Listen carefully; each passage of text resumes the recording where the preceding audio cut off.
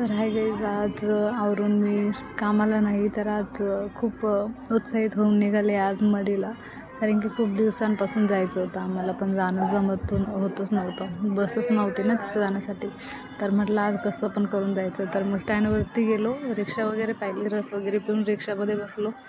मग त्यानंतर मला पुढच्या सीटवर बसायचं होतं, पण मागच्या सीटवर बसायला लागलं. मुळात ती सीट पण नव्हती, फक्त एकदा बॉक्स ठेवलेला आहे. इतकं अनकम्फर्टेबल होऊन बसले. त्यानंतर मग ते पेट्रोल पंपावरती पेट्रोल वगैरे टाकून घेतलं रिक्षामध्ये. त्यानंतर मग थोडंसं थांबून मग फायनली पोचलो आम्ही मडीसाठी. तर मग मडीला पोचलो. बघूनच इतकं म्हणजे पोचूनच खूप छान वाटत होतं, कारण की खूप दिवसांनी आले मी, कमीत कमी 3-4 महिन्याने आले मी मडीला. तिकडून जायचं होतं, पण आम्ही इकडून जाण्यासाठी निघलो, कारण की माझे पाय खूप दुखतात म्हणून पप्पा बोलले इकडूनच जाऊ. तर इथून जाण्यासाठी निघलो. खूप छान व्ह्यू होते इथं पण. मग त्यानंतर चप्पल वगैरे काढून गर्दी पाही किती आहे.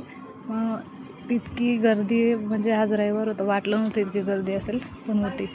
तर मग आम्ही सगळं वरती आलो, पोचल्याच्या नंतर ही पण सावलीसाठी खूप छान बंदोबस्त केला होता, मंडप वगैरे. मग दर्शन घेऊन तर तिथं हे छोटे छोटे मंदिर वगैरे पण खूप छान आहे. आणि बघा किती कलरफुल वातावरण आहे. आणि हे ना भुयार आहे, म्हणजे असं पूर्ण असं ते भुयार आहे, तिथं अंधार असतो पूर्ण. खूप दिवसाचं जायचं आहे मला, तिथं पण गेले नाही. हा पूर्ण मॅप आहे मंदिराचा. मग तो मॅप वगैरे मधून कळतं सगळं. मग त्यानंतर वरचं थोडंसं व्ह्यू एन्जॉय केला. मग त्यानंतर निघलो प्रसादाकडे. इथून पायऱ्या उतरून गेलो आम्ही प्रसाद खायला. तिथं प्रसादाकडे पण ना एक खूप छान गोष्ट आहे, म्हणजे जागेची, ताटांची आणि जेवणाची म्हणजे अजिबात गैरसोय नाही आहे कसलीच. इतका छान व्ह्यू आहे तिथलचा, खूप निवांत आहे सगळं. इथं बाहेर पडवीसारखं पण खूप मोठी जागा आहे. मग आम्ही तिथेच जेवण केले. आतमध्ये पण सोय होती, पण आम्ही इथंच बसलो.